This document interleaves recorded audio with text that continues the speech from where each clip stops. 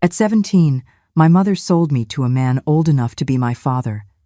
He promised me a life of luxury, but what he gave me was a life of bruises and terror. For years, I was his perfect, silent wife, until I started digging into the accident that killed his first wife. I found a single piece of paper that proved his entire life was a lie, and I knew I would not be his victim. I would be his judgment. If you are listening from anywhere in the world, please leave a comment and subscribe, because some truths need to be spread, even if they shake your beliefs. Some stories, no matter how painful, must be told.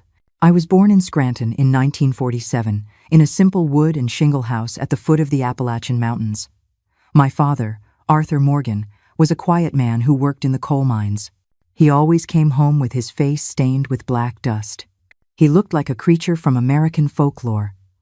My mother, Elizabeth Fuentes, was a seamstress and strived to maintain appearances.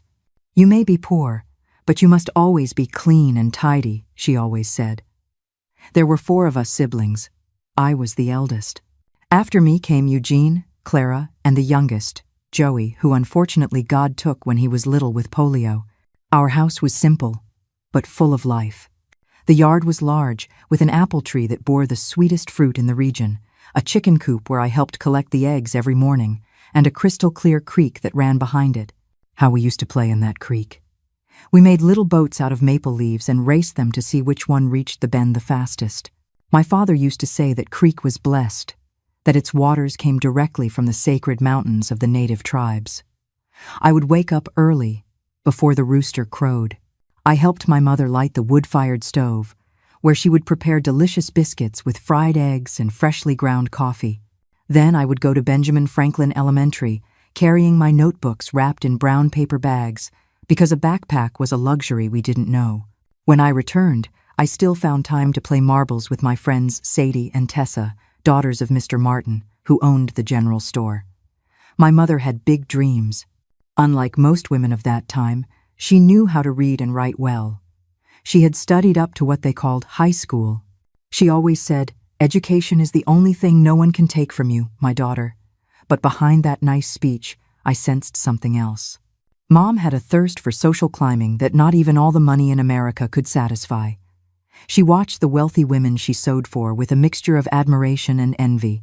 She wanted to have the same jewelry, the same dresses, the same life.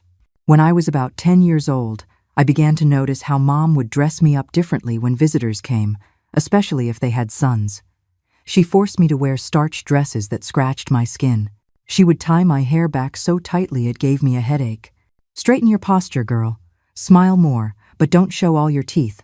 That's vulgar," she would whisper through clenched teeth while squeezing my hand. The worst was when Dr. Allen, the town doctor, arrived with his son Carl, a chubby boy with red cheeks who always looked at me in a way that gave me chills. "Don't be foolish, Beatrice," Mom would say after they left. "Carl is going to be a doctor like his father. He's a good match." My father noticed what was happening, but rarely intervened. One time, however, I overheard an argument between them. "Elizabeth, the girl is still a child. Let her live her childhood," my father argued. "A child? She's already becoming a young lady. If you don't prepare the ground now, she'll end up like Mrs.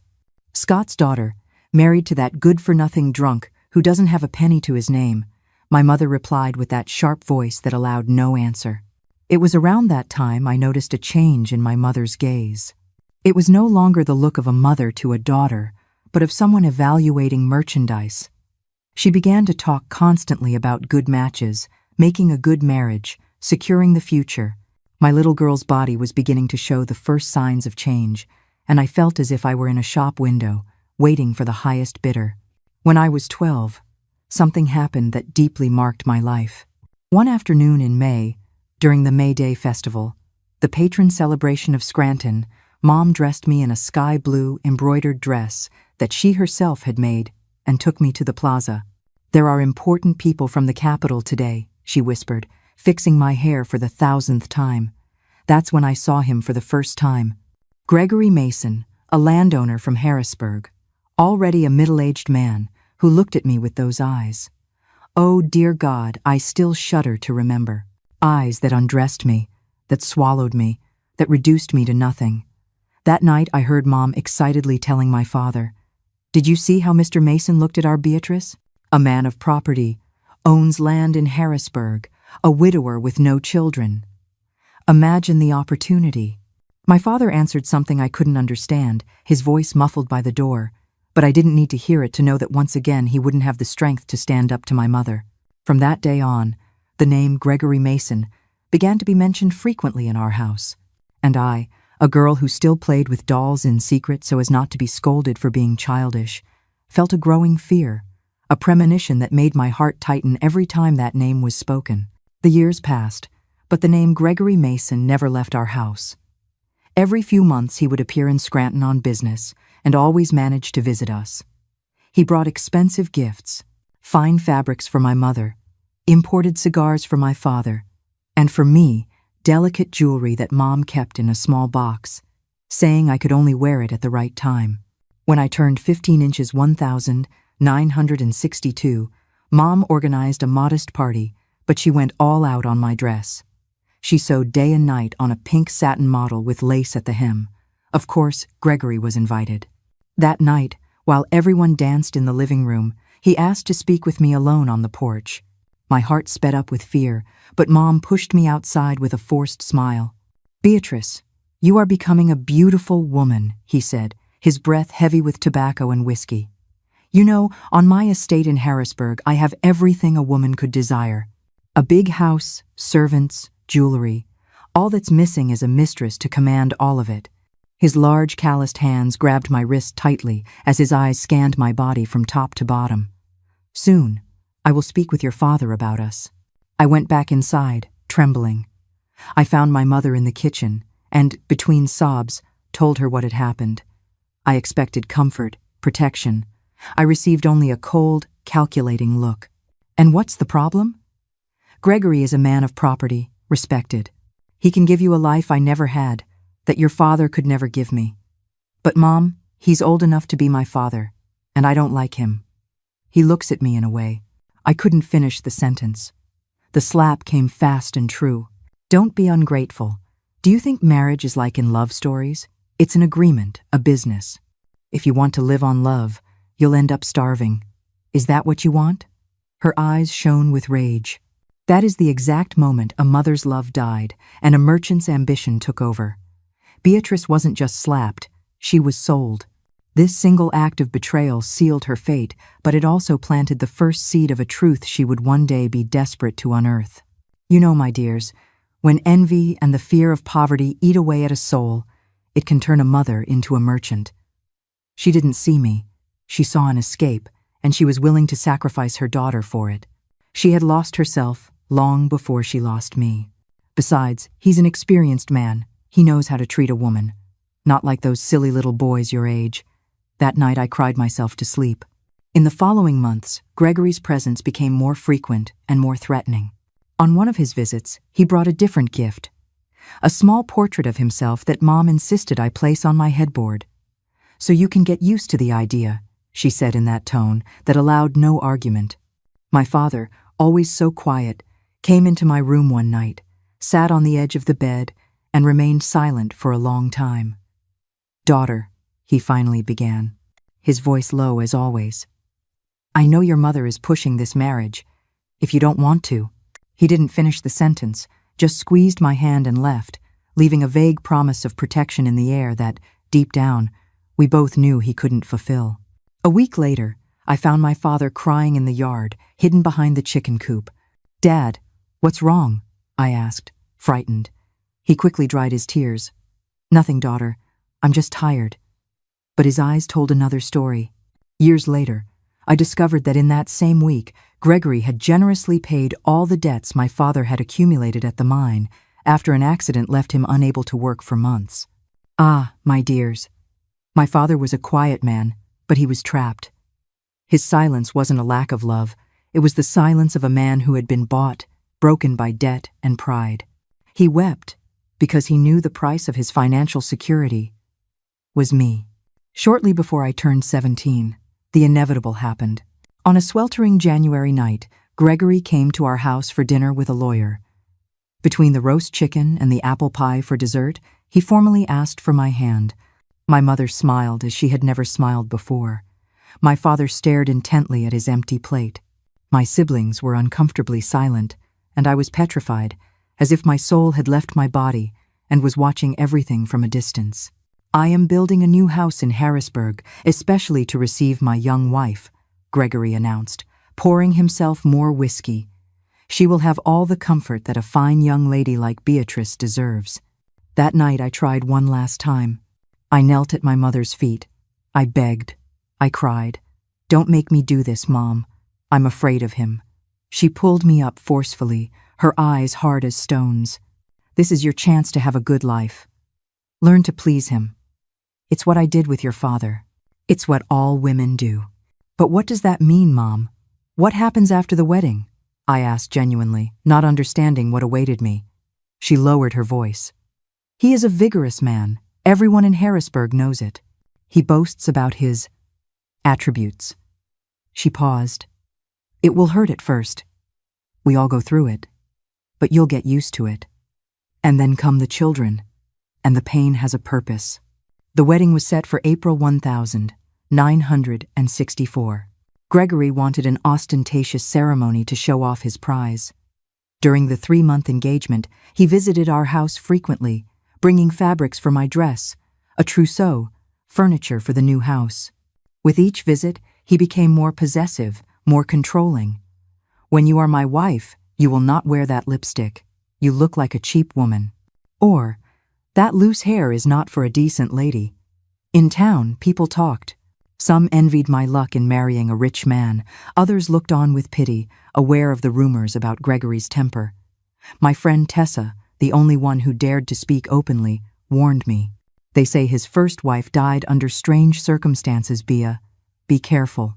When I tried to ask my mother about this, she cut the subject short. "Gossip from envious people. His wife died in childbirth. It happens all the time." The wedding day arrived like a death sentence. The church was decorated with white calla lilies that reminded me of funeral arrangements. My dress, though expensive and elegant, felt as heavy as armor. Gregory, at the altar, wore a triumphant smile. Throughout the ceremony, I felt as if I were being sold, handed over, sacrificed. At the party held at Gregory's estate on the outskirts of Harrisburg, where we moved immediately, he made a point of showing off his young wife to all the guests. "Look what a country flower I found in Scranton," he would say, squeezing my waist with unnecessary force. Among the guests, a group of older men, his friends, exchanged knowing looks and complicit smiles that terrified me even more. As the night wore on, Gregory drank more and more. His eyes glazed over, his voice grew louder, his gestures rougher. Around midnight, he announced in a loud, clear voice, "It's time to take my bride to find out what a real man is." A round of crude laughter followed the announcement. My mother took me to the bridal chamber. She helped me change from my wedding dress into a white silk nightgown. Her last words before leaving me were, "Close your eyes and think about the family you are going to build. The pain passes, the money stays." There, you see. That is the greatest lie people tell themselves. Physical pain might pass, but the humiliation, the betrayal, that stays. Money cannot heal a soul that has been sold. I was left alone in that enormous room, sitting on the edge of the bed, trembling like a leaf in the wind. The laughter and music from the party still echoed in the distance, but they seemed to belong to another world. The world I had known, however imperfect it was, had ended. And what came next was a complete mystery that filled me with dread. I don't know how long I sat on the edge of that bed, listening to the party noises fade outside. It could have been minutes or hours. Time seemed suspended, as if the world was holding its breath along with me. When the door finally opened, the strong smell of whiskey and cigars invaded the room before Gregory entered. He was stumbling slightly, his tie loose around his neck, the top buttons of his shirt already undone. He locked the door and looked at me in a way I will never forget. A mixture of triumph and hunger that made me shrink even further. "So, my little country flower is finally mine," he said, his voice slurred by alcohol. "You know, all those men down there are envious of me right now. They know what I'm going to have tonight." He approached, unbuttoning the rest of his shirt. Get ready to find out what a real man is. What happened that night was not love. It was not union. It was brute force. Every time I close my eyes, I can still feel that crushing weight on me, hear my own screams muffled by the pillow he pressed against my face so no one would hear a spoiled girl crying. When he finally finished, he rolled onto his side and fell asleep almost instantly, snoring loudly. I remained motionless, feeling the sharp pain shooting through my entire body. The sheet, once white as snow, was now stained red, a silent witness to my suffering. This wasn't a marriage. It was an act of brutal ownership. The violence of that first night was a promise of the terror to come. It's hard to listen to, but Beatrice's story of survival is one you need to hear. The next morning, I could barely walk. As I was in the bathroom, looking at the bruises that were beginning to appear on my arms, I heard a knock on the bedroom door. It was my mother, who had stayed at the estate to help me get settled. "So, daughter, how was it?" she asked, entering the room without waiting for an answer. Her eyes scanned my face, swollen from crying, my cautious walk, the stained sheets. For a brief moment, I saw something in her eyes. Guilt, perhaps?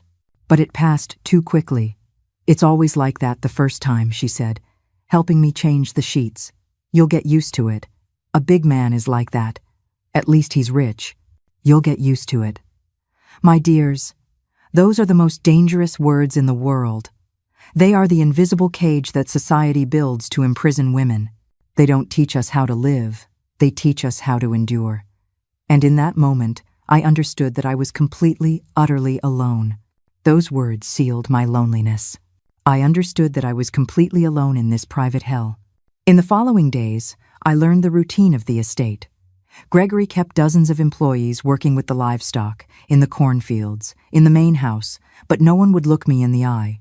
The women, especially, averted their gaze when they saw me, as if my situation were contagious. Only Daisy, the oldest cook, dared to offer words of comfort when we were alone. "You need to be strong, ma'am," she would whisper, serving me peppermint tea on mornings when I could barely get out of bed. "All the women in this house have suffered, the old mistress, too." Little by little, I began to piece together the story of Gregory's first wife. Her name was Helen, daughter of a jeweler from Harrisburg. They married when she was 20, and for 7 years they tried unsuccessfully to have children. Gregory blamed her publicly, humiliating her at social events, calling her a barren mule. When she finally became pregnant, after painful and humiliating treatments, Helen died during childbirth. The baby didn't survive either. The doctors said she was too frail. Daisy told me one afternoon while we were making preserves. But those of us who lived here, we knew the truth. She couldn't take it anymore. Her body gave up after so much suffering. At the time, I only thought she died from the abuse. But you have probably realized, as I did later, the bigger question. If Gregory was sterile, then with whom was Helen pregnant? Ah, the truth was darker than violence. It was a secret he was willing to kill to protect. My life as Mrs. Mason followed a predictable and terrifying pattern. During the day, I managed the house, always under the watchful eye of Gregory, who criticized my every decision. At night, he demanded his marital rights with the same brutality as the first time. "It's to widen you," he would say with a sadistic smile, when I cried from the pain. "A woman needs to be ready to bear my son." Gregory's obsession with having an heir soon became evident. Every month when my period came, his anger grew. "You're useless too, just like the other one," he would shout, throwing objects around the house. Maybe the problem is with these modern women, too weak to carry a real son. After 6 months of marriage, he began taking me to doctors in Philadelphia. I was subjected to invasive and painful exams, always with Gregory present in the room, discussing my body as if he were talking about a broodmare. "She looks normal on the outside, doctor, but something isn't working right in there," he would say without any shame. All the doctors said the same thing. There was nothing wrong with me. I was young, healthy, perfectly capable of conceiving. One older doctor, Dr. Myers, even discreetly suggested that Gregory get tested as well. The reaction was explosive. "Are you questioning my masculinity?" he bellowed, grabbing the doctor by the lapels. "Anyone in Harrisburg can attest to what I have between my legs." The problem is with her, for sure. We left the office in a hurry, with Gregory dragging me by the arm. In the car, his silence was more terrifying than his screams. When we arrived at the estate, he locked me in the bedroom for 2 days, with no food, only water that Daisy managed to sneak to me. My isolation grew every day. I couldn't write to my family. All letters were reviewed by Gregory. The rare visits from my mother were supervised, with Gregory always present, showing off his happy wife and the prosperous home he had given me. Behind the forced smiles and expensive jewelry, I was withering like a flower without Sunday. In town, Gregory made a point of parading me at social events, always introducing me as my young and beautiful wife. To the outside world, we were the perfect couple, the respected landowner and his elegant wife. No one saw the marks under the long dresses. No one heard my muffled cries during the night. The great house became my gilded cage, and silence was my constant companion. It wasn't a peaceful silence, but a heavy, watchful one, thick with unspoken threats. I learned to live inside my own head, to make my mind a separate country where Gregory could not enter. While he used my body, I would retreat to the creek of my childhood, remembering the feel of cold water on my ankles. While he yelled, I would mentally list the names of every flower in our old garden. It was a small, desperate form of rebellion. I was a ghost in my own life, my spirit learning to detach from the flesh that was no longer mine. The woman who managed the household, who smiled at guests, who endured his nights, she was a role I played. The real Beatrice was buried so deep, I sometimes feared I would never find her again. Over time, I learned to disconnect, to let my mind wander far away while my body endured the unendurable. I imagined myself back in Scranton, running by the creek, climbing the apple tree, or I projected myself into a future where I would be free, where I would have a voice, where I wouldn't be anyone's property. On our first wedding anniversary, Gregory organized a grand party at the estate. He invited all of Harrisburg society, my family, his landowner friends. He had a very expensive emerald green dress made for me, imported from Philadelphia. To hide that sickly thinness, he commented, "People will think I don't feed you well." During the party, I smiled mechanically, accepted congratulations, and danced when I was asked.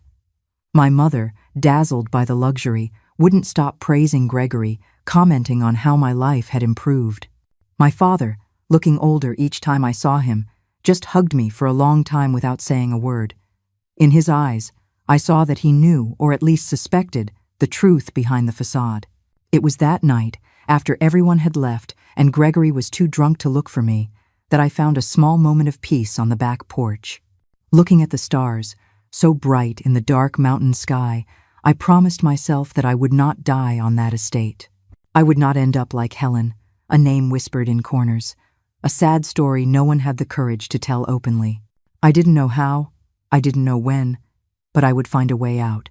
There had to be a way to escape this nightmare. And as long as that possibility, however remote, existed, I would keep breathing, keep enduring, keep living. The second year of my marriage to Gregory was even more suffocating than the first. His obsession with an heir turned into paranoia.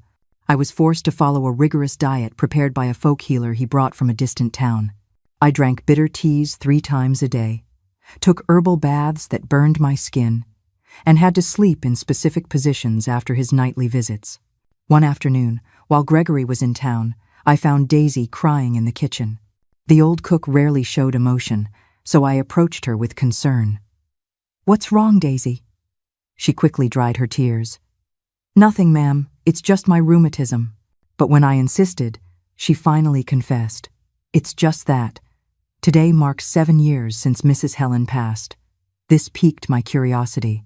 "You liked her very much, didn't you?" Daisy looked around, making sure we were alone. "She was an angel on earth, ma'am.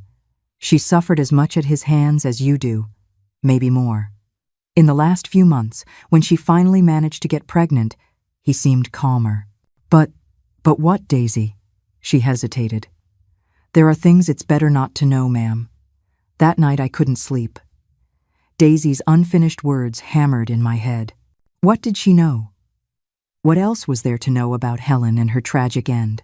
The next morning, taking advantage of the fact that Gregory had gone to a livestock fair in Lancaster and wouldn't be back for 3 days, I began to search his rooms, something I would never have the courage to do if he were nearby. In his office, rummaging through old papers, I found a locked metal box. Using a bobby pin, as I had learned from my brother Eugene in childhood, I managed to open it after several attempts. This is the moment. The small act of rebellion that changes everything. Beatrice isn't just picking a lock, she's unlocking her own cage. And what she's about to find will destroy this entire house of lies. Inside were documents, photographs, and letters. Letters written by Helen to her sister in Street Lewis. Letters that, obviously, were never sent. With trembling hands, I began to read them. Every word was like a mirror of my own suffering. He accuses me of being barren, but he refuses to see a doctor himself. When I suggested that perhaps the problem was his, he threw me against the wall with such force that I fainted. The last doctor suggested a procedure to unblock my tubes. The pain was indescribable, but Gregory insisted I take nothing to alleviate it, saying the pain would make me stronger for childbirth. I am finally pregnant, but I am so afraid. Not of the birth, but because I don't know if I want to bring a child into this hell. What if it's a boy who becomes like his father? And if it's a girl condemned to suffer like me? The last letter, dated just 1 week before her death, chilled my blood. Dearest sister, if something happens to me, please investigate. The family doctor is in Gregory's pocket. He says my pregnancy is progressing normally, but I feel something is wrong. I have strange pains, bleeding. When I mention it, Gregory says it's nonsense, that I'm seeking attention. The tea he insists I drink every night has a strange taste. Yesterday, I threw it out when he wasn't looking, and I spent the night without pain for the first time in weeks. I dropped the letters, horrified. What was Helen implying? Could it be possible that Gregory? No, it was unthinkable. Even someone so cruel wouldn't do that to his own wife, to his own child. I continued searching the box and found, at the bottom, a sealed envelope addressed to Gregory. The seal of Mercy Hospital in Philadelphia indicated something official. I opened it carefully so I could reseal it without him noticing. It was a medical report dated 1955. The document was full of technical terms, but one phrase jumped out at me, clear as day, confirming complete and irreversible sterility due to complications from mumps in childhood. My heart pounded. Gregory was sterile, completely sterile. He always had been. He could never have children. And he knew it. Even before marrying Helen, before marrying me. All the cruelty, all the accusations, all the humiliating treatments to which we were both subjected, all based on a lie. A lie to protect his male pride, his reputation as a virile man, which he boasted about so much. You see, it wasn't just a piece of paper. It was the truth. And the truth, my dears, is heavier than steel.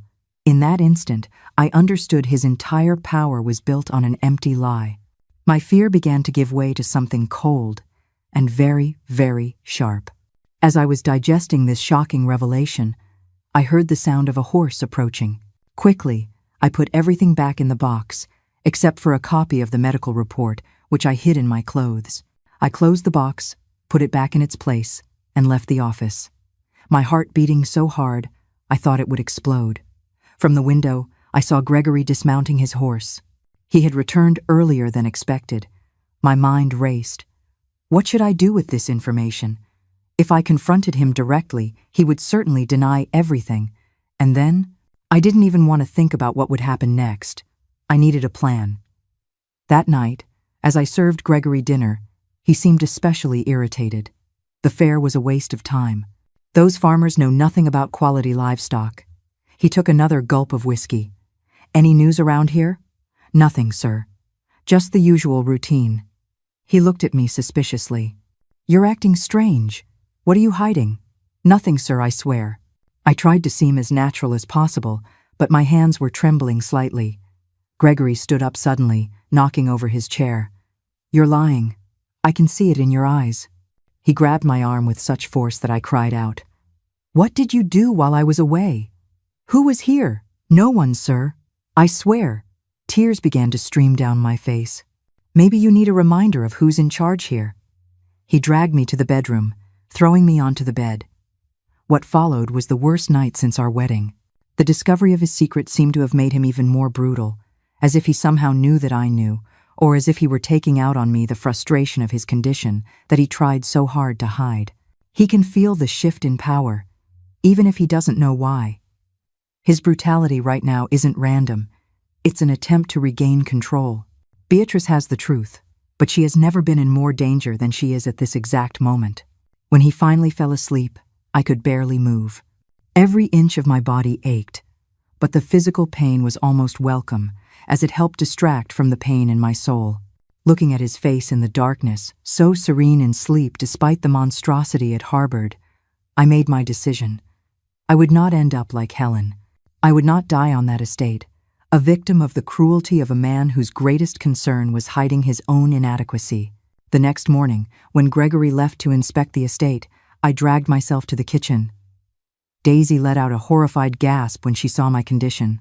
Our Lady of Guadalupe. What did he do to you, ma'am? Daisy. My voice was just a whisper.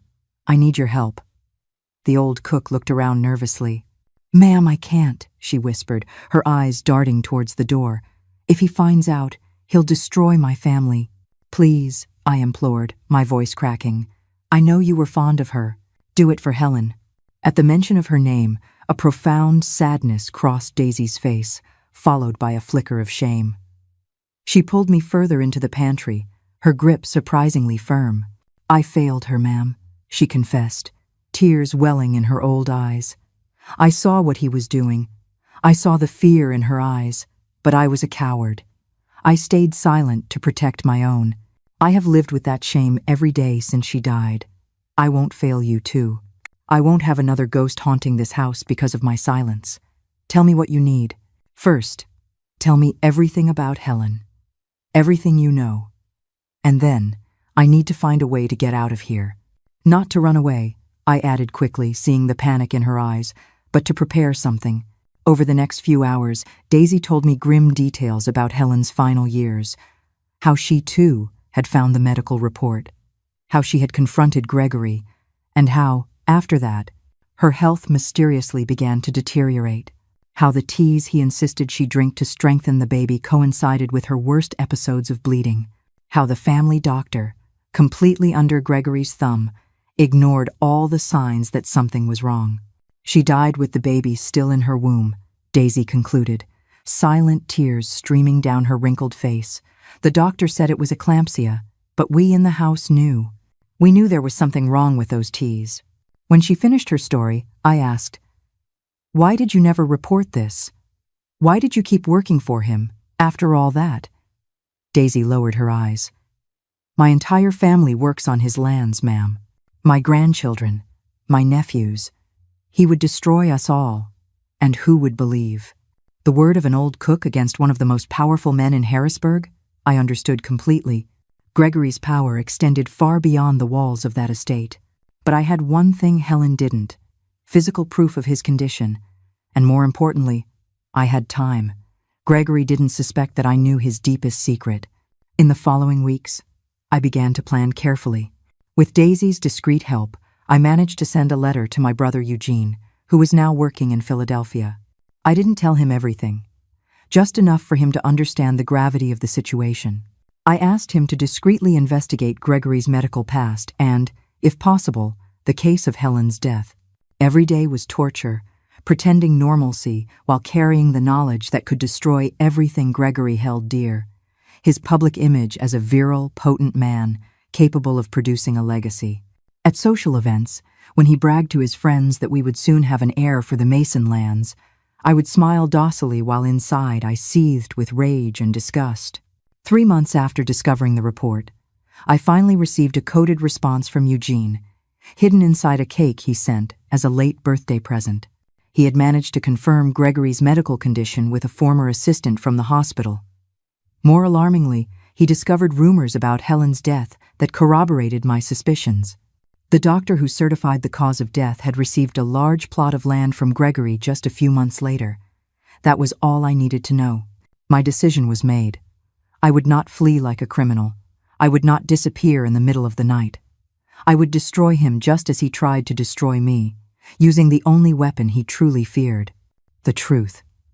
The opportunity I was waiting for arose faster than I imagined. Every year in May, Gregory organized the Great Harvest Ball at his estate. It was the most important event on the Harrisburg social calendar, when landowners, politicians, businessmen, and their families gathered to celebrate the prosperity of the Mason lands. For Gregory, it was the perfect moment to display his power, his wealth, and, of course, his young wife. Preparations began a month in advance. Gregory personally supervised every detail, from the menu to the decorations. "This year will be even bigger," he announced at dinner. "The governor has confirmed his attendance, and the bishop as well."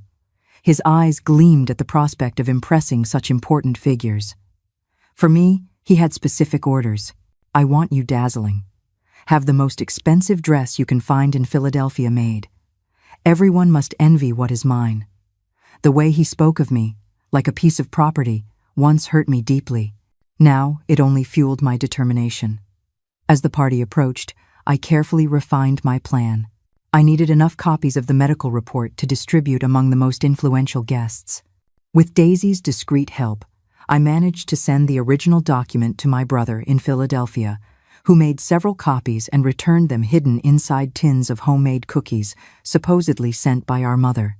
The week before the party was a flurry of activity at the estate. Additional cooks were hired. Decorators came from the capital. Musicians rehearsed in the grand ballroom. Gregory strutted around the property like a peacock, displaying his feathers for anyone willing to admire him. "This year I have a special announcement to make," he commented to one of his foremen, just loud enough for me to hear from the porch. "I believe Mrs. Mason is finally expecting my heir." I froze when I heard those words. It was a lie, of course. I knew it was impossible. But what did he intend by it? Was it just another of his fantasies to keep up appearances, or something more sinister? I thought of Helen, of her mysterious pregnancy that ended in tragedy. A chill ran down my spine. On the eve of the party, I received an unexpected visitor. My brother Eugene, whom I hadn't seen since my wedding, arrived at the estate with a gift for the grand event. Gregory, always suspicious of my family, watched our interaction closely, but he couldn't deny entry to a brother-in-law coming to pay his respects. "Are you okay?" Eugene whispered, when we managed a brief moment alone while I was showing him the gardens. "No, but tomorrow, everything will change." "I'm afraid for you, B," he said, using the childhood nickname I hadn't heard in so long. "This man is dangerous. The rumors in Philadelphia. I know exactly how dangerous he is." I interrupted. "That's why I have to do this. Not just for me, but for Helen, too." Eugene squeezed my hand discreetly. "I brought what you asked for, and more. I managed to contact Helen's brother in St. Louis. He's coming to the party tomorrow, though Gregory doesn't know it. You'll have someone by your side when it all happens." That night was the longest of my life.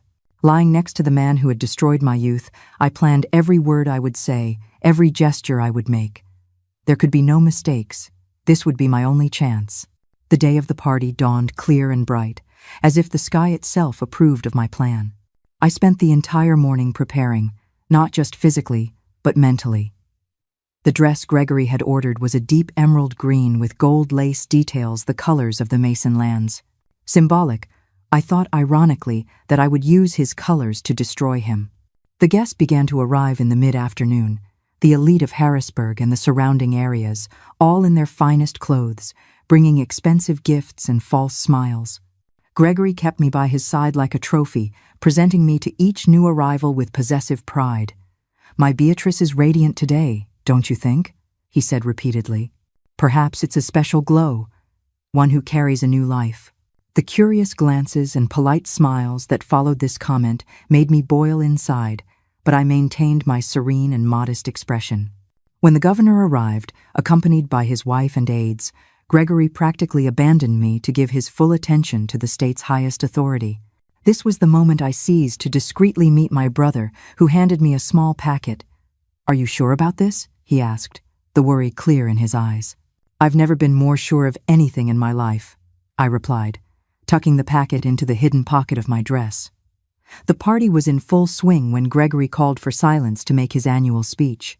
He stood beside me, raised a glass of imported champagne, and began to talk about the prosperity of the estate, about God's blessings, about the strength of the Mason family. As you know, my friends, a family needs strong roots and abundant fruit to prosper, he said, his voice echoing through the ballroom. That is why it is with immense joy that I would like to announce that we will soon have a new member in the Mason family. My wife Beatrice is expecting our first child. Did you catch that? A public lie. He's digging her grave right in front of the governor, setting the stage for another tragedy. He thinks he's trapped her, but he has no idea what she has planned. A blatant lie. Do you wonder why? He knew the truth. So did I. He was setting a trap. Was he planning another tragedy, just as he had for Helen? He was digging my grave. But he didn't know I had brought my own shovel. A murmur of applause and congratulations filled the room. Smiles, pats on the back, glasses raised in toasts. I remained motionless, my smile frozen, while inside a volcano was erupting. It was now or never. Would my husband like me to say a few words? I asked docilely, reaching a hand toward the microphone. Gregory hesitated for a moment. I rarely spoke in public, but then he smiled condescendingly. Of course, my dear. Everyone would love to hear from the future mother of the Mason heir. As I took the microphone, its cold metal was a grounding shock to my trembling hands. For a heartbeat, the faces in the crowd blurred into a single, judgmental stare. My heart hammered against my ribs like a wild bird wanting to escape. This was it. There would be no turning back. I felt the weight of all my silent years, all the swallowed screams, all the unshed tears, coalescing into this one moment. I could almost feel Helen's presence beside me, a gentle whisper urging me on. Speak, it seemed to say. Speak for both of us. I looked at Gregory, at his smug, proprietary smile, and the fear was finally burned away by a clean, cold rage. I took the microphone and took a deep breath. The entire room was silent. All eyes were on me. From the corner, I saw my brother Eugene, and beside him a man I recognized from the photos I had seen Austin, Helen's brother. They both nodded discreetly, giving me courage. First, I would like to thank all of you for your presence at this very special party, I began, my voice surprisingly firm. It is truly a day of important revelations. Gregory smiled by my side, clearly pleased with my apparent docility. My husband has just announced that I am expecting a child, the heir to the Mason lands, I continued, feeling Gregory's gaze on me, growing more suspicious of my tone. But there is a problem with that story. A heavy silence fell over the room. I saw Gregory's smile waver. The problem, I continued, opening my purse and taking out the copies of the medical report, is that my husband, the powerful Gregory Mason, has been completely sterile since his youth. I handed the first copies to the people closest to me, who looked at them in astonishment and began to pass them along. This is a medical report from Mercy Hospital, from 1955, confirming complete and irreversible sterility due to complications from mumps in childhood. My husband has always known that he could never father a child. Gregory's face transformed completely. Red rushed to his cheeks, his eyes wide with fury and humiliation. He tried to rip the microphone from my hand, but I moved away quickly. This man, I continued, my voice now louder, not only lied to me, but also to his first wife, Mrs. Helen. He tortured her for years, accusing her of being barren, subjecting her to painful and humiliating treatments, all while knowing he was the one who was sterile. I paused, and the most horrifying realization of all washed over me only as I spoke the words. And Helen. She did finally become pregnant, I said, my voice dropping. The room held its breath. She must have, which means the baby was not his. And that, I believe, is why she died. That is, when the teas he insisted she drink, the teas, Daisy saw, began to work. He couldn't let her give birth to another man's child. He couldn't risk his secret being exposed. A horrified murmur rippled through the crowd.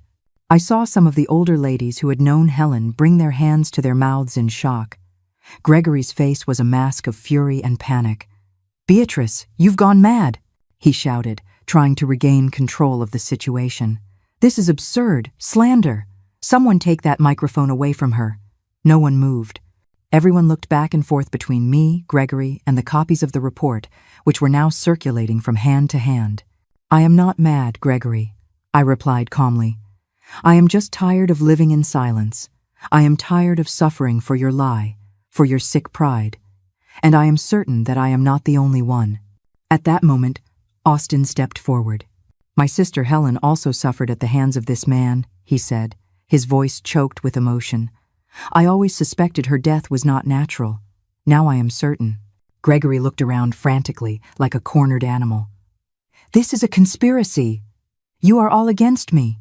That document is fake, fabricated by enemies who envy my lands." Dr. Holloway, Huak But Ki Ten Nau Hak, a respected physician from Philadelphia, who was among the guests, took one of the copies and examined it carefully. "This document appears authentic, Gregory," he said gravely. "The format, the letterhead, the signature of Dr. Callahan, it all corresponds to the standards of Mercy Hospital from that era." "It's a lie," Gregory bellowed, knocking over a nearby table. Glasses and plates shattered on the floor. The governor, visibly uncomfortable, motioned to his aides and began to retreat discreetly. Other guests followed his example, moving away from Gregory as if his shame were contagious. I felt the hand of my brother Eugene on my shoulder, giving me silent support. Gregory, realizing he was losing control, made one last, desperate attempt. "Beatrice," he said, lowering his voice, trying to sound reasonable. Let's talk about this in private, my dear. You are confused. You are embarrassing yourself and me in front of our friends." "I have nothing more to say in private, Gregory," I replied. "I have lived in the shadows for too long, in fear, in shame. Now everyone knows who you really are. A man who built his reputation, his marriage, his entire life on a lie. A man who would rather see innocent women suffer than admit his own inadequacy." The word inadequacy hung in the air like a sentence. For a man like Gregory, whose identity was so deeply tied to his supposed virility, it was the final blow. I saw something die in his eyes at that moment. Not the physical man, but everything he believed himself to be, everything he had built, his reputation, his respect, his power over others, especially over me. It all collapsed like a house of cards. Without saying another word, Gregory turned and staggered out of the ballroom, leaving behind the deafening silence of his public humiliation. It wasn't a punch that defeated him. It was a single word: inadequacy. Beatrice didn't just escape. She took back her life. The monster has been defanged, but her story isn't over. Her journey of healing is just as powerful as her revenge. Stay with us. My dears, that moment, it wasn't joy, it was emptiness. It was the sound of rusted chains finally breaking. The monster wasn't dead, but he had been defanged. The silence in that room wasn't the silence of shame. It was the silence of truth, breathing freely for the first time. The weeks that followed were a whirlwind. Aided by my brother and the lawyer he had secretly hired, I filed for an annulment of the marriage, citing fraud. Gregory had married me knowing his condition, unable to fulfill the primary purpose of marriage at that time: to produce children. Harrisburg society, once so subservient to Gregory, now avoided him like the plague. The rumors about the possibility of him having poisoned Helen gained strength, especially after Austin managed to have his sister's body exhumed for new toxicological exams. The results were inconclusive after so much time, but they raised enough suspicion for a police investigation. Gregory's businesses began to crumble. His friends distanced themselves. Business partners canceled contracts. Banks refused new loans. In a few months, the great landowner was on the brink of ruin. As for me, with Eugene's legal support and Daisy's testimony about the mistreatment I suffered during the marriage, I managed to get not only the annulment, but also a considerable portion of Gregory's assets as compensation. I didn't want his money. Much of it was donated to charities in Harrisburg. But I needed resources to rebuild my life. Freedom, I discovered, was not a destination, but a new and sometimes frightening country. For years, every decision had been made for me: what to wear, what to say, even what to think.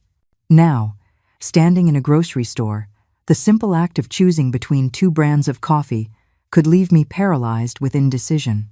For months, I would wake up in a cold sweat, imagining Gregory's heavy footsteps outside my door.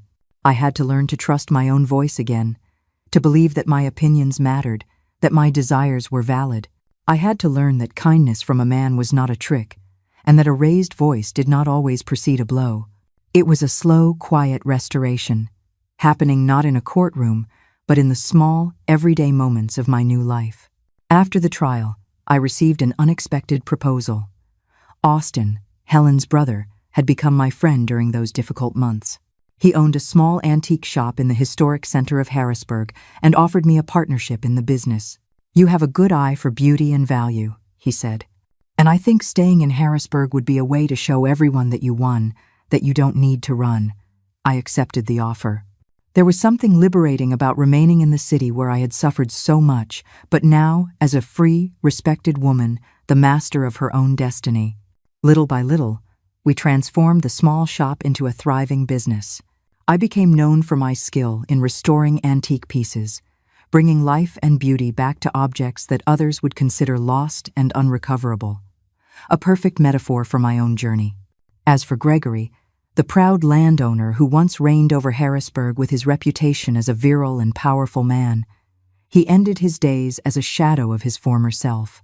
After losing almost everything in the legal proceedings and failed businesses, he retreated to a small property on the outskirts of the city, living as a recluse, avoided even by his former employees. One day, about 2 years after that fateful harvest ball, I learned from Daisy, who still kept in touch with some people from the old estate, that Gregory had suffered a massive stroke. Alone in his house, with no one to help him, he lay fallen for hours until he was found by a worker passing by. I didn't feel joy at the news, but I didn't feel pity either. Just a strange sense that a cycle had closed, that justice, not revenge, had finally been served. My life moved on. The antique shop prospered. I became respected in the community, and a few years later, I met Anthony, a widowed professor who came to Harrisburg to research colonial architecture. Our love blossomed slowly, built on mutual respect, honesty, and kindness. Everything that was missing from my first marriage. At 32, when I had already given up on the possibility, I discovered I was pregnant. Anthony cried with joy when he found out, and months later, we welcomed our son, Gabriel. After all those years, my dears, this body, which I had once seen as a prison, a source of pain and humiliation, now it brought life. Created from love, not possession. That, for me, was the true restoration. I wasn't just restoring old furniture, I was restoring myself. Later, 2 more children came. Matilda and Ryan, our little miracles, as Anthony called them. And so, through pain and courage, I found what Gregory, with all his power and possessions, never could. A true family, built on love and truth. And here I am, at 78, in this workshop full of old furniture waiting for a second chance. Every piece I restore reminds me a little of my own story. I see a chair with torn upholstery, the wood scratched, and I think, this one can still be fixed. Because I learned, my dears, that almost everything in life can be fixed. If we have patience and the right tools. Harrisburg truly became my home over these decades. The cobblestone streets, the historic churches, the colonial houses. All of this is now part of who I am. My Anthony passed away 8 years ago, after nearly 50 years of marriage. It was a quiet love, without storms, one of those that grow like trees with deep roots, silently, firmly, providing shade and fruit. Our children went their own ways. Gabriel, the eldest, became a doctor and lives in Philadelphia. Matilda followed in her father's footsteps and is a history professor at Penn State University. Ryan, our youngest, owns a bed and breakfast right here in Harrisburg. They all gave me wonderful grandchildren, 7 in total, who fill this house with joy when they come to visit me. The antique shop transformed over the years. After Austin passed away about 20 years ago, I took over the business alone. Little by little, I began to specialize more in restoration than in sales. I started almost by chance, fixing a rocking chair that no one else wanted. I discovered I had a talent for it, and more importantly, I discovered that it healed me inside. Every piece I restore tells me a story. This broken wardrobe witnessed family scenes. This worn-out dresser held the baby clothes of children who are adults today. This vanity, with the cracked mirror, reflected the faces of brides on the happiest day of their lives. I give them back not only their physical beauty, but also their dignity, the chance to continue being useful, to carry their stories forward. Many people in Harrisburg know me as Mrs. Beatrice the Restorer. The younger ones have no idea about my history with Gregory. The older ones who might remember respectfully avoid the subject. And that's okay. I no longer carry that past as a burden, but as a part of my history that shaped me, that taught me to value truth, freedom, and genuine love. My routine today is calm and full of small joys. I wake up early, drink my coffee watching the birds in the yard. Then I come to the workshop and work on my pieces until lunch.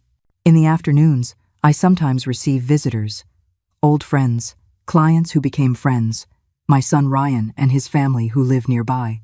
On Thursday nights, I play bridge with the ladies, a group of women as full of stories as I am. On weekends, when the weather allows, I like to sit in the town square and watch the life of the city.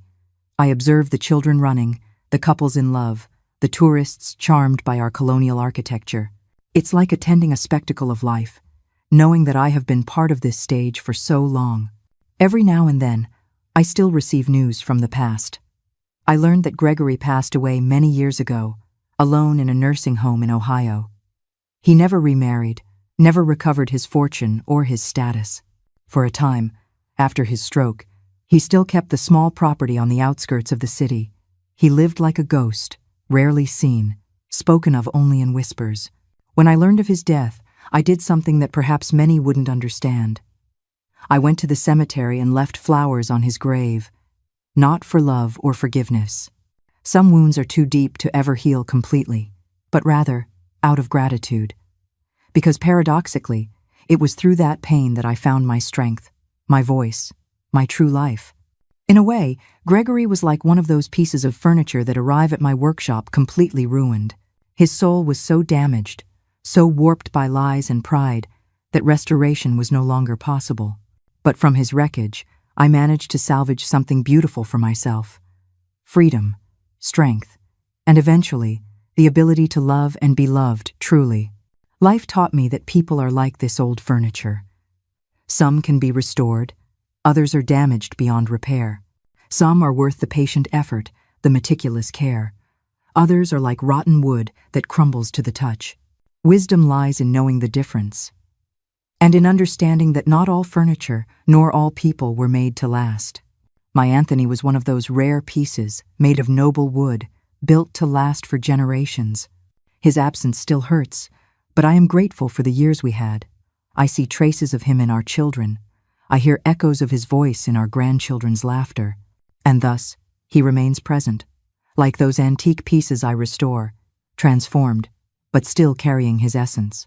Now, in my quiet nights, when I sit on the porch of this Harrisburg house, the same one we bought over 40 years ago, I feel a peace I never imagined possible. I look at the stars, so bright in the mountain sky, and I am thankful for every step of the journey, even the most painful ones, because every one of them brought me here. And here, my dears, is exactly where I am supposed to be. My dears who have stayed with me until the end, I want to share with you a few things I've learned in my 78 years of life. Things that might serve as comfort or guidance for anyone going through difficult times. If you are living in a relationship where there is no respect, where there is control, humiliation, or any type of abuse, whether physical or emotional, you must know that this is not love. True love builds, it doesn't destroy. It uplifts, it doesn't diminish. It frees, it doesn't imprison. It took me years to understand this, years to realize that I deserved more, that I was worth more. Many times, we accept undignified situations because we have been convinced we don't deserve better, or because we are afraid of the unknown, or simply because we see no way out. But believe me when I tell you, there is always a way out. It may not be easy, it may not be immediate, but it exists. Just as I found mine, you will find yours too. I learned that silence can be both a prison and a tool. For a long time, I kept quiet, swallowed my tears, hid the physical and emotional marks. But when I finally found my voice, when I broke that silence, it was like breaking down the walls of a prison I myself had helped build. When I look back at that 7-year-old girl, forced into a marriage she didn't want, I see that even in the darkest moments, a part of me never completely gave up. Like those noble woods I work with today, which may be scratched, discolored, even broken, but which hold within them a strength, a beauty that no one can take away. We are all like that, resilient by nature, capable of rising from the ashes, of transforming pain into wisdom. As I tell my clients when they look doubtfully at a piece of furniture that seems beyond saving, the value is not in what you see now, but in what that piece already was, and in what it can still become. How many times did I feel like one of those discarded, worthless pieces of furniture? But life has its own plans for us. Like an old piece of furniture that bears the marks of history, we too carry our scars. They don't diminish us. On the contrary, they tell our story. They bear witness to our strength. When I restore a piece, I don't erase its marks completely. Some of them are part of its identity, its unique character. The same happens with us. It's not about forgetting the past, but about reframing it, transforming it into something that strengthens us, not something that diminishes us. I also learned that sometimes we need to reach our limit to discover our true strength. It was at the moment when I thought I couldn't take it anymore that I found a courage in myself I didn't even know existed. As an old American saying goes, it's at the bottom of the well that you find the strength to climb out. The truth, my dears, is a powerful weapon. As long as I lived in the lie, both the one imposed on me and the one I imposed on myself, I lived a half-life. It was by embracing the truth, however painful it was, that I finally set myself free. If you are going through an abusive situation, be it physical, emotional, or psychological, please do not stay silent. Seek help. No matter what country or city you are in, there are people and organizations ready to support you. Talk to someone you trust, a family member, a friend, a professional. Do not carry this burden alone. Remember, your worth is not defined by another person. You do not need anyone's approval to be worthy of love and respect. As I always tell my grandchildren, your value is within you. No one can take it away from you, unless you let them. And if you know someone who might be living in a situation of abuse, extend your hand. Sometimes, all we need is to know that we are not alone, that someone cares, that someone believes in us. Be that someone.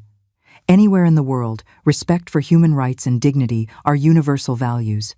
No one has the right to humiliate, control, or hurt another person. It doesn't matter the culture or tradition. Together, as a global community, we can make a difference for those who suffer in silence. Thank you for listening to my story. I am Beatrice, and I am a restorer, not just of furniture but of my own life. Like this old furniture, I too was once broken, considered worthless. But life has taught me.